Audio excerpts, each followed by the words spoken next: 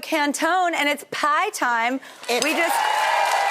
Mario and I did a demo on how to make this beautiful sweet potato pie that we're about to try right now. Yeah, I would like to publicly say, Patti LaBelle, come on, let's have a cook-off. Hers is the #1 selling pie I know in the it is. Well, I'm Patti's saying, not messing and around. I love her, but, you know, she can out-sing me, but I'll tell you. Oh, my God. Come on.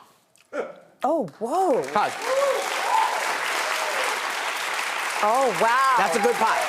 You lived in New York since the 80s? Since the 80s, yeah. Because I just moved here, like, I guess, about 7, 8 years ago. And I've been coming here since 1982. But I never felt like it was my home because I lived in California. And that was, like, my anchor. Yeah. Is I could travel and go anywhere I needed to for work. But I would always come back to this, like, same zip code. And now I'm so... And now you're here. I'm so in love with the city. I'm glad you found it.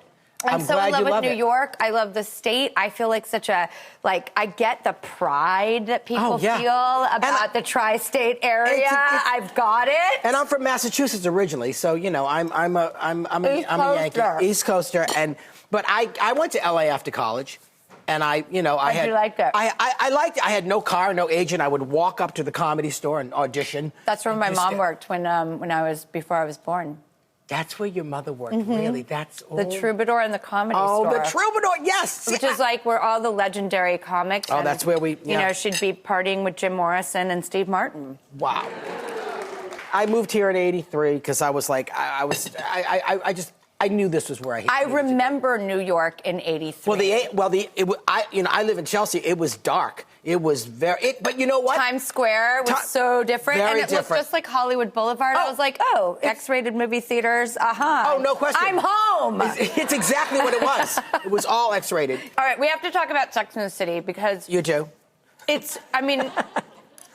Who here feels like they grew into themselves and became one of the 4 characters multiple rotation times throughout their life? How many were you? Well, I was definitely a Samantha when I was younger. And I think, everybody's a Carrie because she represents all of the romance. I tried to be Charlotte York for a decade.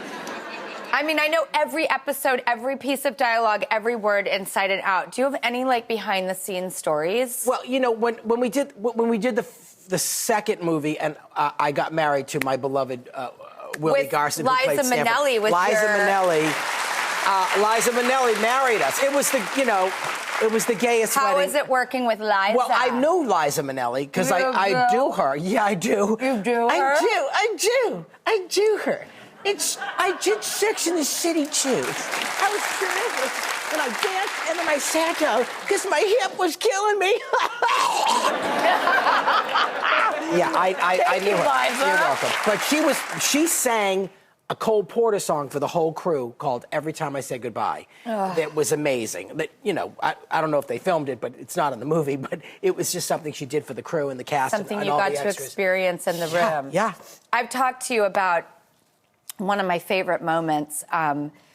It really rips me apart when it does. It's just, I think everybody's been through this moment. It's when Trey and Charlotte agree to break up. Yeah. But he shows up for the photo shoot to be on the cover of House and Garden. Yes, yeah. And it's like we all have that moment where we know something is ending, but we put on a brave face.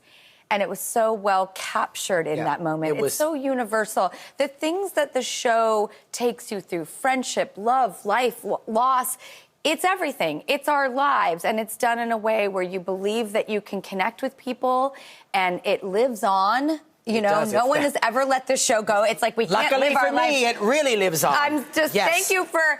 You know what? Anthony was there. He came in season 3. I only did 12 episodes. Were you supposed to stay on the show? Were you supposed to be a recurring character? I did one.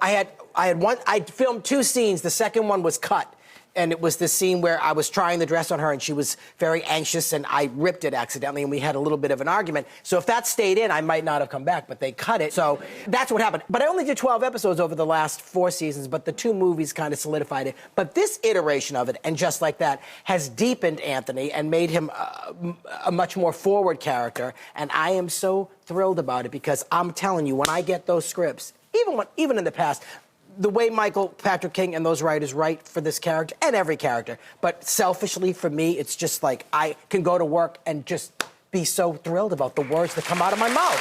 He's amazing.